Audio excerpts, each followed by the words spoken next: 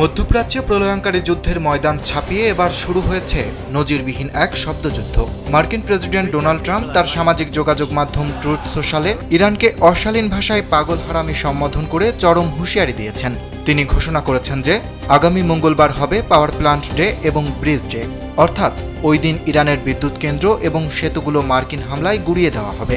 ট্রাম্পের সাফ কথা, হরমুজ প্রণালী উন্মুক্ত করো, নয়তো নরকে বসবাসের জন্য প্রস্তুত হও।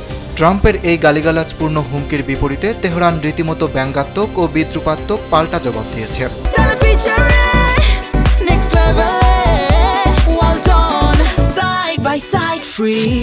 ইরানি দূতাবাস 1980 সালে ইরানে মার্কিন জিম্মিদের উদ্ধারে গিয়ে কমান্ডোদের ঐতিহাসিক ব্যর্থতা অপারেশন ঈগলগুলোর কথা মনে করিয়ে দিয়ে লিখেছেন, ইতিহাসের পুনরাবৃত্তি ঘটে। তাবাস মরুভূমির কথা মনে আছে তো? এছাড়া মার্কিন হোয়াইট হাউসের কর্মকর্তাদের উপর পাল্টা আক্রমণ করে তারা ইসরায়েলি গণহত্যায় সমর্থন এবং এমনকি অ্যাপস্টেইন কেলেঙ্কারির মতো স্পর্শকাতর প্রসঙ্গ টেনে বিদ্রুপ করেছে।